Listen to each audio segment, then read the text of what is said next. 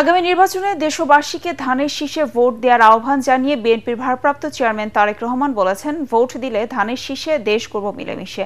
আন্তর্জাতিক যুব দিবস উপলক্ষে বিকেলে বাংলাদেশ চীন মৈত্রী সম্মেলন কেন্দ্রে যুব সমাবেশে লন্ডন থেকে ভার্চুয়ালি বক্তব্যে তিনি বলেন, তরুণ ও যুবকদের আগামী দিনের চ্যালেঞ্জ মোকাবেলায় নিজেদের উপযুক্ত করে গড়ে তুলতে হবে।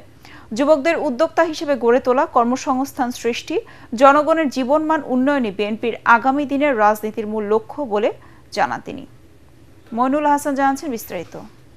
সব মশার বিরুদ্ধে সুরক্ষা দিতে এলো বসুন্ধরা এক্সট্রিম অ্যারোসল, মশার বিরুদ্ধে এক্সট্রিম সুরক্ষা।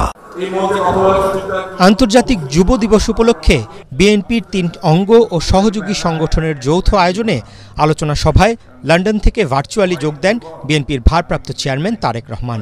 অনুষ্ঠানে শিক্ষার্থীরা ছাড়াও নানা শ্রেণী পেশার তরুণরা যোগ দেন। জুলাই গণঅভ্যুত্থানে তরুণ যুবকরা সামনের সারিতে থেকে জীবন দিয়ে শেখ হাসিনার ১.৫ দশকের ফ্যাসিবাদী শাসন থেকে দেশকে মুক্ত করেছে, তাই তরুণরাই আগামী দিনের বাংলাদেশ বলে মন্তব্য করেন সমমনা দলের নেতারা।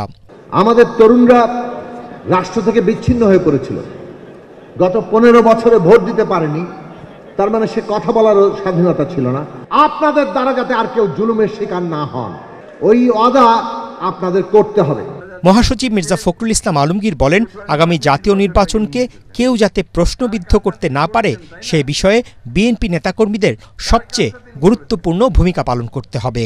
এখন আমাদের কাজ হচ্ছে এই নির্বাচনটা যেন সুষ্ঠুভাবে সম্পাদিত হয়, আমরা যেন এটাকে সুষ্ঠুভাবে শেষ করতে পারি। আমাদের দিকে আঙুল তুলে কেউ যেন দেখিয়ে বলতে না পারে যে আমরা ওই আওয়ামী লীগের মতো জোর করে নিয়ে গেছি, এটা যেন কেউ বলতে না পারে। আওয়ামী লীগ নেই, আমাদেরকেই সেই দায়িত্ব পালন করতে হবে। আগামী দিনের চ্যালেঞ্জ মোকাবেলায় নিজেকে যোগ্য করে গড়ে তুলতে তরুণদের আহ্বান জানিয়ে তারেক রহমান বলেন, আজকের যুবশক্তি আজ এবং আগামীর বাংলাদেশ।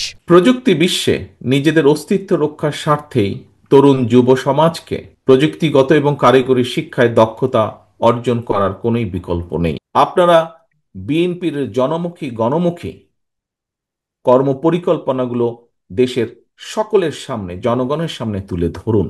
স্লোগান নির্ভর রাজনীতির প্রয়োজন ফুরিয়ে এসেছে মন্তব্য করে তিনি বলেন, মানুষ এখন শুধু প্রতিশ্রুতি নয়, এর বাস্তবায়ন দেখতে চায়। জনগণ কিন্তু এখন প্রচলিত রাজনীতির একটি পরিবর্তন চাইছে। প্রতিশোধ, প্রতিহিংসা এড়িয়ে সাহস এবং সততার সঙ্গে এগিয়ে গেলে আমি বিশ্বাস করি বাংলাদেশের সামনে সমৃদ্ধির সম্ভাবনার সকল দ্বার উন্মুক্ত।